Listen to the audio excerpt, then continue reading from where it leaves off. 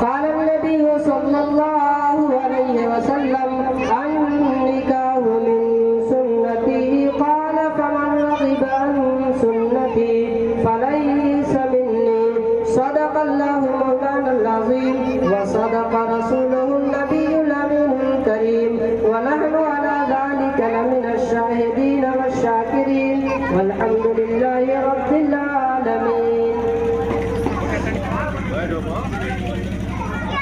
मेरे मोहतरम बुजुर्गों, दोस्तों, अल्लाह जल्ल शानहू का बहुत बड़ा एहसान और फज़ल है, करम है कि उसने हम सबको जनाब हसनैन साहब के दरवाजे पे थोड़ी देर दीन के निस्बत पे बैठने की तौफीक अता फरमाई। अल्लाह ताला हम सबके बैठने को कबूल फरमाए और जो कुछ कहा सुना जाए अल्लाह ताला हम सबको उस पे अमल की भी तौफीक अता फरमाए। क्योंकि आज पहली बार ये मंजर देखने को मिल रहा है कि अल्हम्दुलिल्लाह शादी से पहले वाले ये मिलाद का जो प्रोग्राम होता है बहुत ही कम अफराद होते हैं। कहीं कहीं तो बहुत मामूली 2-2, 3-3 आदमी से मुलाकात हो जाती है।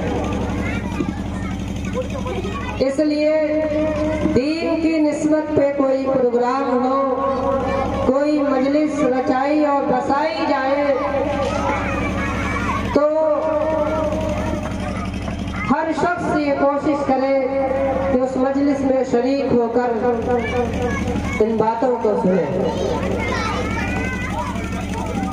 क्योंकि जब दीन की निस्बत पे कोई मजलिस रचाई जाती है तो अल्लाह रब्बुल इज्जत अपनी रहमते खासा नाज़िल फरमाते हैं और ये मजलिस में हमारा और आपका थोड़ी देर बैठना ये मग़फ़िरत का बाइस बन सकता है। अगर हम सच्चे दिल और अक़ीदत के साथ सुन लिया और अमल पैदा हो गए तो अल्लाह रब्बुल इज्जत ये चंद लम्हात जो हम और आप बैठते हैं ये मग़फ़िरत का ज़रिया बना देगा।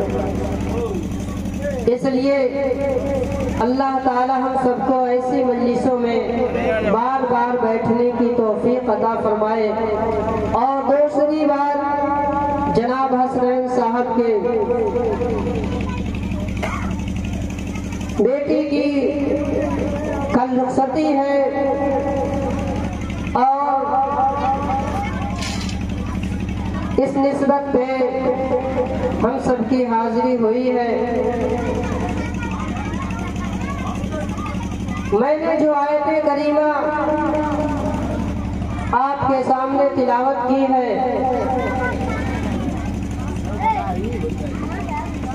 इस आयत के अंदर अल्लाह रब्बुल इज्जत फरमाते हैं कि ऐ लोगों, तुमको कसरते माल ने और माल की रेल पेल ने आखिरत की याद से गाफिल कर दिया है। हत्ता ज़ुरतुमुल मकाबिर, तुम कब्रिस्तान की ज़ियारत कर लोगे तो तुम्हारे होश ठिकाने आ जाएंगे और तुम इस बात को जान जाओगे और अल्लाह रब्बुल इज्जत जब तुम्हारी आंखों से दिखा देंगे कि जहन्नम का अज़ाब कितना सख्त है, कितना दर्दनाक है, उस वक्त पता चल जाएगा। इसलिए जो निकाह अल्लाह के नबी अलैहिस्सलातु वस्सलाम ने फरमाया कि निकाह मेरी सुन्नत है और जिसने मेरी सुन्नत से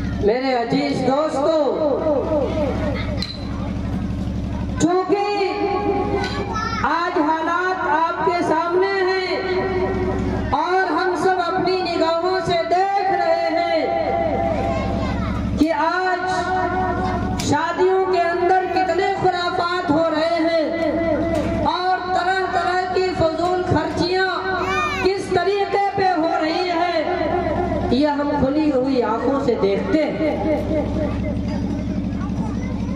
और हमारी माँ बहनें किन किन चीजों को सुन्नत और शरीयत समझकर अंजाम दे रही है, वो सोच से बाहर है। अगर एक नजरिए से देखा जाए तो आधा दीन जो चौपट हो रहा है, ये हमारी माँ और बहनों की वजह से हो रहा है। इसलिए ऐसे मौकों पर अल्लाह रब्बुल इज्जत ने डरने का हुक्म फरमाया कि लोगों मुझसे डरो, ईमान वालों मुझसे डरो, कलमा पढ़ने वालों, ला इलाहा इल्लल्लाह का इकरार करने वालों मुझसे डरो। कमाल की बात है, हम सब सुनते हैं लेकिन एक कान से सुनकर फौरन दूसरे कान से बाहर निकाल देते हैं। आजकल माशरे में बड़ी तेजी के साथ ये रस्म, ये हल्दी वाली रस्म है जो बिल्कुल जिसका शरीयत से कोई ताल्लुक नहीं है, कोई लगाव नहीं है, बल्कि जिस शादी की तकरीब में मेरी पहुंच होती है और ऐसे प्रोग्रामों का लोग इनेकाद करते हैं, तो मैं सोचता हूं कि मैं शादी के ताल्लुक से कहने का मुझे मौका मिला है, तो मैं कुछ शरीयत की रोशनी में कुछ ऐसी बातें आपको देकर सकूं। आज जो शादी से एक दिन पहले ये हल्दी का जो रस्म है, चाहे लड़का हो चाहे लड़की वाले हो, बिल्कुल इसको तमाशा, बिल्कुल इसको इसका रिश्ता शरीयत से जोड़ दिया, सुन्नत से जोड़ दिया। कई कई जगहों पे मैंने देखा कि लड़का है जिसकी शादी हो रही है, वो भी पीले रंग का कपड़ा पहना हुआ है, लड़की की शादी हो रही है, वो भी पीले रंग का कपड़ा पहना हुआ है। यहाँ तक कि मेरी निगाह उस शख्स पे पड़ी जो लड़के का बाप है, लड़की का बाप है, वो भी पीला रंग का कपड़ा पहना हुआ है और समझता है कि आज पीला रंग और हल्दी की कलर का कपड़ा पहनना जायज हो गया है और इसको सुन्नत और शरीयत से जोड़ रखा है। हमारी माँ बहनों ने पहनना है तो पहनना है, भाग जाए शरीयत में, आग लग जाए शरीयत को, सुन्नत को। मेरे अजीज दोस्तों, शरीयत ने, इस्लाम ने किन चीजों को जायज किया है और किस चीज को दुरुस्त किया है, उसको समझने की कोशिश कीजिए। शरीयत ने औरत के लिए सिर्फ दो कलर इस्तेमाल करने को जायज करार दिया है। आप जानते हो दो कलर कौन है? फरमाया कि एक तो मेहंदी का कलर और दूसरे साफरान का कलर। इसके अलावा अगर कोई सुन्नत और शरीयत समझकर अगर कोई माँ बहन, हमारी बेटियां इस चीज को करती है कि आज हल्दी की रात है तो पीले रंग का कपड़ा पहनना जरूरी है, पीले रंग का लिबास पहनना जरूरी है, तो ये नाजायज और हराम है, ये नाजायज और हराम है। जो माँ बहनें और इस चीज को इस्तेमाल करती है, पीले रंग का कपड़ा और पीले रंग के लिबास को इस्तेमाल करती है, पहनती है हल्दी के दिनों में, तो फरमाया ये शादी से पहले की रात में, तो फरमाया ये नाजायज और हराम करार दिया है शरीयत ने। दो कलर और मर्द के लिए कोई कलर नहीं। यहाँ तो लड़के को देख रहे हैं कि महीनों दिन से हल्दी की पुताई हो रही है, महीनों दिन से, और ये हकीकत बात है। यकीनन आपको बुरा लगेगा, लेकिन जो शरीयत की कहाँ। मेरे अजीज दोस्तों, इसका क्या ताल्लुक है शरीयत से कि बेटे का वही हाल है, बेटी का वही हाल है, पूरे घर के जो औरतें हैं उनका भी यही हाल है, और बाप भी बेवकूफ बना हुआ है और उसी लिबास में लगा हुआ है। मेरे अजीज दोस्तों, इसलिए शरीयत ने कह दिया है कि अगर औरत इस्तेमाल कर सकती है तो ये दो कलर इस्तेमाल करे, एक मेहंदी का कलर और एक जाफरान का कलर। और हल्दी का रस्म शादी के मौके पर इसका कोई शरीयत से ताल्लुक ही नहीं है। कोई है ही नहीं है ऐसा इंसान जो दिखा सके भाई ये शरीयत में लिखा हुआ है कि हल्दी की रात है, पीला कपड़ा पहनना है और पीला कपड़ा पहनना है, और ये हल्दी का लगवाना भी है। शरीयत ने हल्दी के लगवाने को भी नाजायज और हराम करार दिया है। हम किस दुनिया में हैं?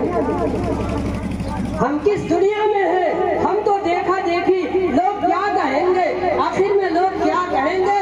अगर मेरे दोस्तों, मेरे बुजुर्गों, लोग, मेरी माँ और बहनों, आखिर में लोग यही कहेंगे कि इन्ना लिल्लाहि व इन्ना इलैहि राजिऊन। लोग कहेंगे, क्या कहेंगे, आखिर में लोग क्या कहेंगे। मेरे अजीज दोस्तों, लोगों का आखिरी जुमला यही होगा, इन्ना लिल्लाहि व इन्ना इलैहि। कोई और होगा? कोई और जुमला होगा?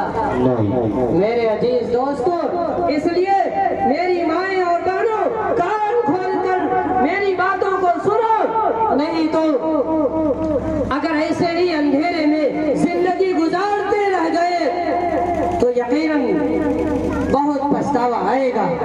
इसलिए अल्लाह रब्बुल इज्जत ने कहा कुरान में, और ऐसे मौकों पे डरने के लिए कहा कि अपने दिल में तकवा पैदा करो, अल्लाह से डरो।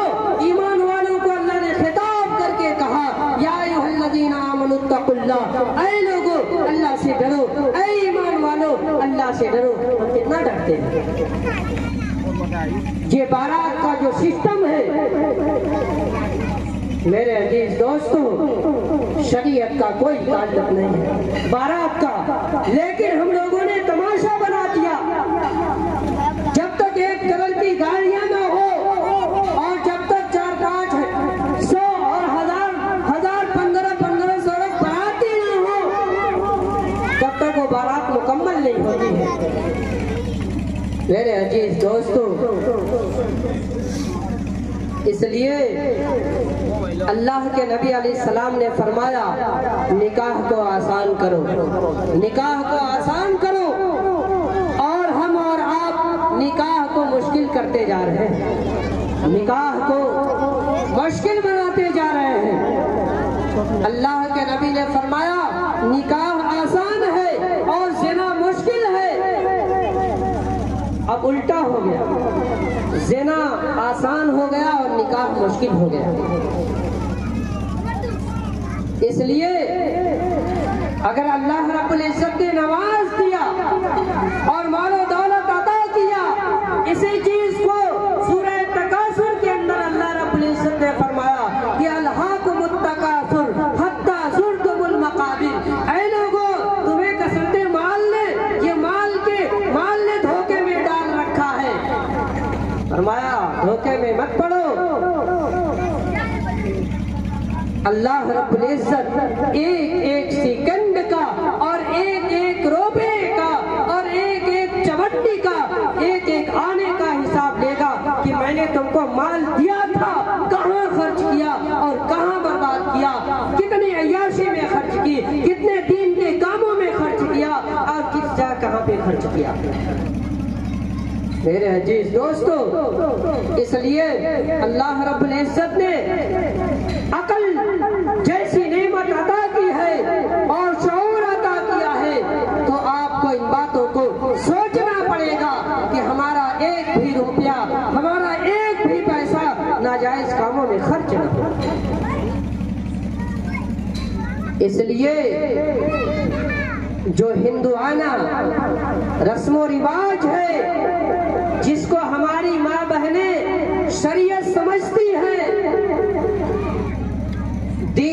समझती हैं। और हमारे ये मर्द हजरात अगर ब्रेक नहीं लगाए तो यकीनन बहुत जिल्लत की जिंदगी होगी। इसलिए अपनी शादियों को सादगी के साथ करें।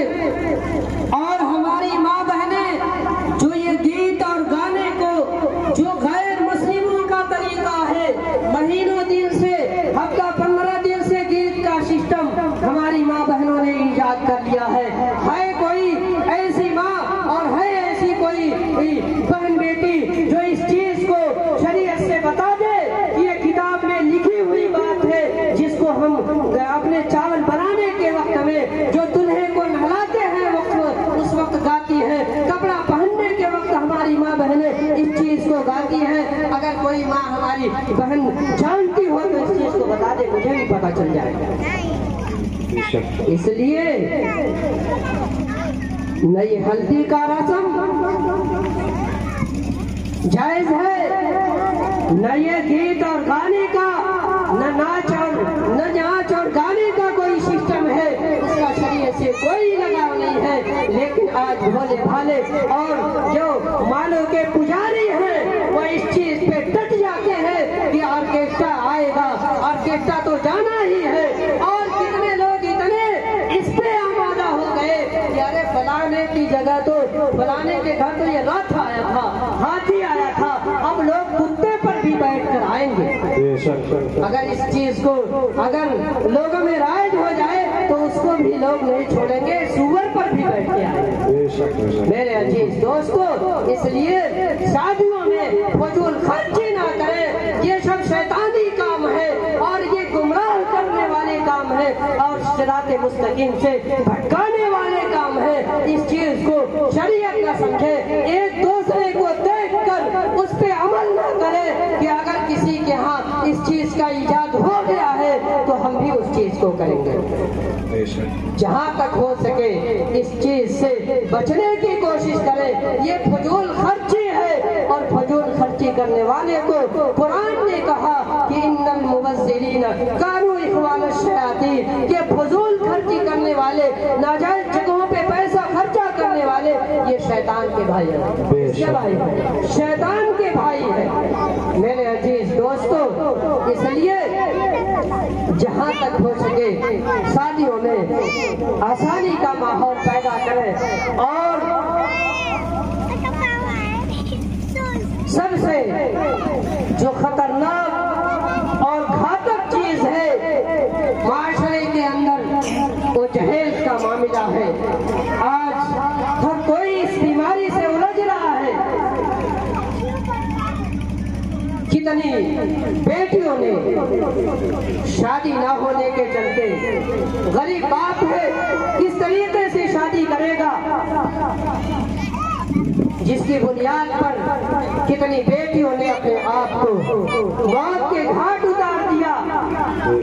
जहेज देने के बावजूद भी इस तरह खटपटी हुई कि बेटी वालों ने कत्ल कर दिया।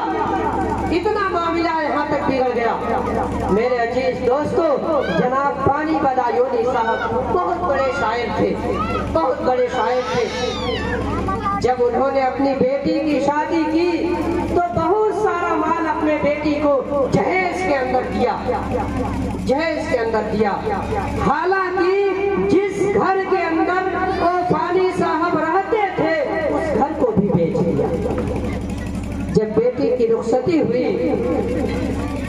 जब बेटी जाने लगी तो फानी साहब ने अपनी बेटी के कान में चुपके से कहा, मेरी बेटी अब तो तुम इस घर से जा रही हो, लेकिन दोबारा इस घर के मत आना, दोबारा इस घर के अंदर मत आना। इसलिए कि जिस घर के अंदर तू रहती थी और तेरा बाप रहता था उस घर को भी बेचकर जहेज में लगा दिया है।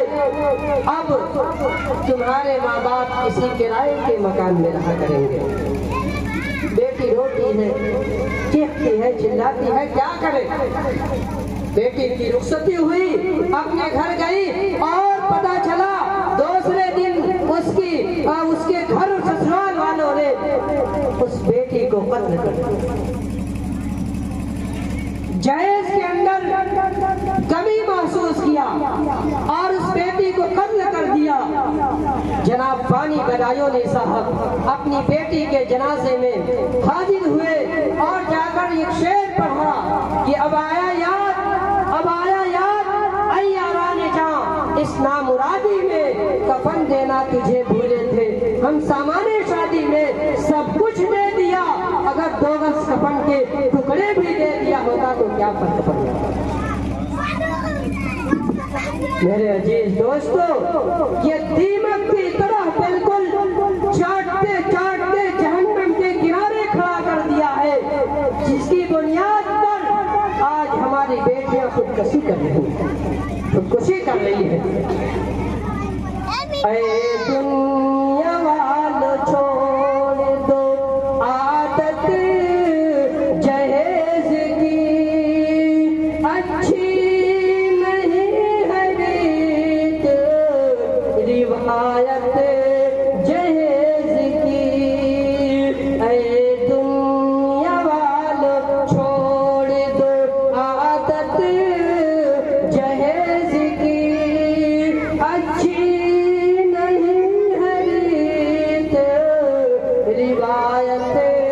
जहेज की। सबसे बड़ा जहेज है ऐ दोस्तों दुल्हन, सबसे बड़ा दहेज है ऐ दोस्तों दुल्हन। फिर उसके बाद कुछ नहीं कीमत जहेज की, सबसे बड़ा दहेज है ऐ दोस्तों दुल्हन। फिर उसके बाद कुछ नहीं कीमत जहेज की, अच्छी नहीं हरी रिवायत जहेज की। मेरे अजीज दोस्तों, होना तो ये चाहिए था, बेटी से बढ़कर और क्या चीज हो सकती है, मगर अफसोस की कुछ भिखारी ऐसे पड़े हुए हैं जो मुआशरे को बिल्कुल तबाह बर्बाद करके रख दिए हैं। अरे जनाब, सुनने में और देखने से बात ये पता चलती है कि फरमाइश और तरह तरह की चीजें जिस तरीके से जानवरों की और गाय और बैल भैंस की बोली बोली जाती है, आज इस तरीके से नौजवानों की बोली बोलते हैं। मेरे अजीज दोस्तों, इसलिए अपने माशरे को इन सब चीजों से पाकीज़ा और मुक़द्दस बनाइए और एक खुशगवार जिंदगी गुजारने की कोशिश कीजिए। हालात और माशरे की जो तबाही और तिलक और जहेज को लेकर है, वो हमारे और आपके नजरों के सामने है। इसलिए आज रिश्ते चल नहीं पा रहे हैं। जैसे ही निकाह होता है, आजकल तो सिर्फ निकाह के अलावा शादियों में कोई सुन्नत रह ही नहीं गया है, कोई सुन्नत रह ही नहीं गया है जिसको कहा जाए कि हाँ ये सुन्नत और तरीके पर हो रहा है। मेरे अजीज दोस्तों, आजकल लानत परस्ती है ऐसी शादियों में और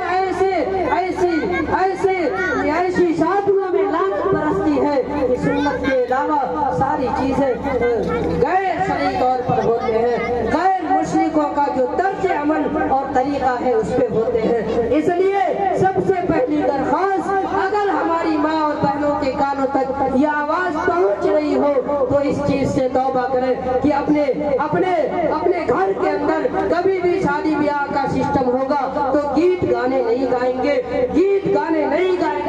लाल पीला ड्रेस कपड़े नहीं पहनेंगे। शरीयत ने कपड़ा पहनने से मना नहीं किया, बल्कि आप ऐसे मौके से पहनती हैं जिसको शरीयत समझकर, इसलिए और इस हल्दी वाले रस्म को खत्म करने की जरूरत है कि अब जिस चीज को शरीयत ने कहा कि नाक से लेकर घुटने तक ये मर्द का सतर है और औरत का सतर पूरा जिस्म है, चेहरे और हथेली